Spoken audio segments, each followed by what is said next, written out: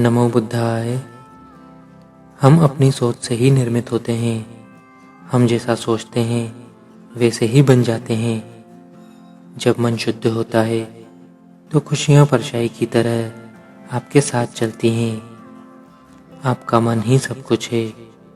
आप जैसा सोचेंगे वैसा ही बन जाएंगे। बहुत बोलने वाला व्यक्ति विद्वान नहीं कहलाता है। धीरज रखने वाला, क्रोध न करने वाला व निडर व्यक्ति ही विद्वान कहलाता है। जितना बोला जाए, अगर वह वाणी सार्थक और प्रेमपूर्ण न हो तो चुप ही रहना अच्छा है। कई बार हम कटु वाणी बोल देते हैं, जिससे हम स्वयं तो दुखी होते ही हैं, औरों को भी दुखी बनाते हैं। किसी किसी की आदत भी पड़ जाती है, जब भी वह मुंह खोलता है तो ऊंची आवाज में ही बोलता है। जो बात धीमी आवाज में सरलता से कही जा सकती है, समझाई जा सकती है, उसे कठोर और कटुता के स्वर में बोलता है। स्वयं दुखी होता है, औरों को भी दुखी बनाता है। स्वभाव इतना गहरा बना लेते हैं कि चाहते हुए भी उसे बदल नहीं पाते। कहते हैं, सांप केचुली को तो त्याग देता है पर विष को त्याग नहीं पाता। लेकिन मनुष्य अंतर्मुखी होकर मन को सुधारने की कला सीख ले तो वह अपना स्वभाव बदल सकता है। हमें अपनी जुबान पर कंट्रोल करना बहुत आवश्यक है। ऐसा नहीं होता, इसीलिए एक नासमझ आदमी समय असमय, उचित अनुचित, अनुकूल प्रतिकूल चाहे जैसे शब्दों का प्रयोग कर लेता है और वातावरण में कड़वाहट भर देता है। तभी कहा गया है कि शब्द बड़े अनमोल हैं। उचित समय पर बोले गए प्रभावशाली शब्द की कोई कीमत नहीं आंकी जा सकती। हीरे की कीमत आंकी जा सकती है, पर धर्ममय सुभाषित वाणी की कोई क्या कीमत आंकेगा। इसीलिए जब भी बोलें तब सार्थक, धर्ममय और कल्याणकारी वचन ही बोलें। भगवान ने भी कहा है, 1000 निरर्थक पदों के बोलने के स्थान पर भले एक ही धर्मपद बोलें, जिसे सुनकर चित्त शांत हो जाए। जब भी बोलें तो होश के साथ ही बोलें। भगवान बुद्ध स्वयं कालवादी थे, यानी समय के अनुकूल उचित वाणी ही बोलते थे। भूतवादी थे, यानी जो सत्य है वही वाणी बोलते थे। अर्थवादी थे, यानी जो सार्थक है, लाभदायक है, वही वाणी ही बोलते थे। धम्मवादी थे, यानी जिसे धारण करना चाहिए उसे धारण करने की वाणी ही बोलते थे।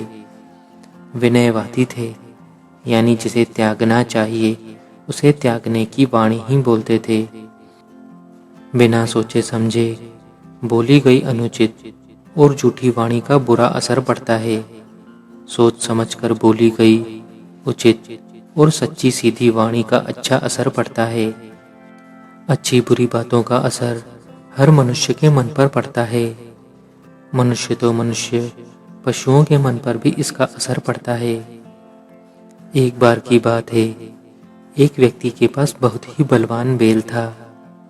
वह व्यक्ति उस बैल की बहुत ही देखभाल करता था।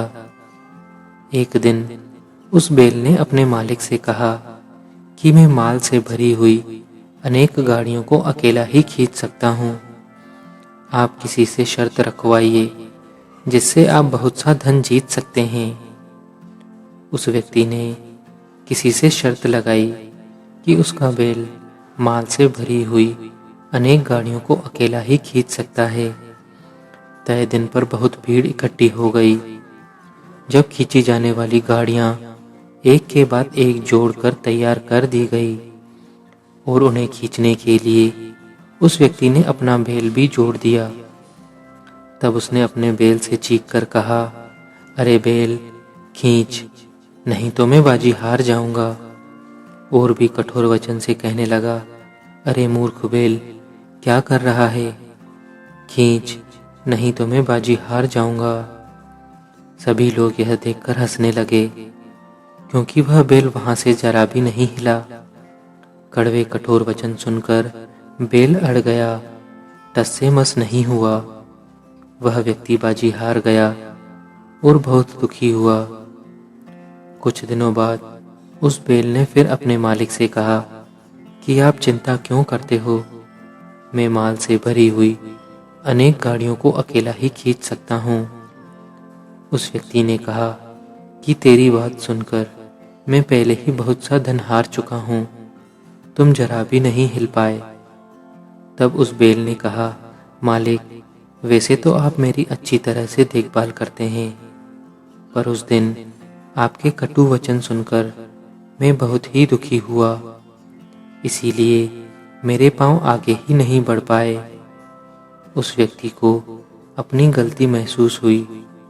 दूसरी बार फिर उसने बाजी लगाई। इस बार उसने बेल की पीठ पर प्यार से हाथ फेरते हुए और पुचकारते हुए बड़ी मधुर बोली में कहा, ए मेरे नंदी विशाल, तू बड़ा बलवान है, इन गाड़ियों को खींचकर अपना बल दिखा और मेरी इज्जत बचा। बेल उत्साह से भरकर गाड़ियों को खींचने में सफल हुआ। देखिए, प्रेम भरी वाणी का कितना असर हुआ। घरों में पाले हुए कुत्ते और बिल्ली पर भी मालिक के गुस्से और प्यार भरे शब्दों का असर होता है। परम गुरु नानक देव जी के बचपन की घटना तो सबने सुनी ही है।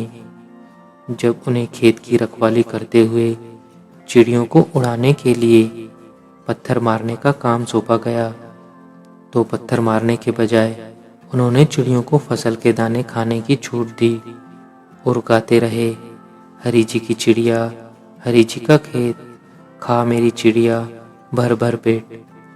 और इस प्यार भरी आवाज का पौधों पर अच्छा असर हुआ और फसल हर वर्ष से कहीं अधिक हुई। इसीलिए बुद्ध कहते हैं, हजारों खोखले शब्दों से अच्छा वह एक शब्द है जो मन में, जीवन में शांति लाए। कहते हैं, व्यक्ति की पहचान है वाणी, अंतर्मन की शक्ति है वाणी, ईश्वर का वरदान है वाणी, मोक्ष के मार्ग की राह है वाणी। इसीलिए सोच समझ के बोलो वाणी। धन्यवाद। नमो बुद्धाय।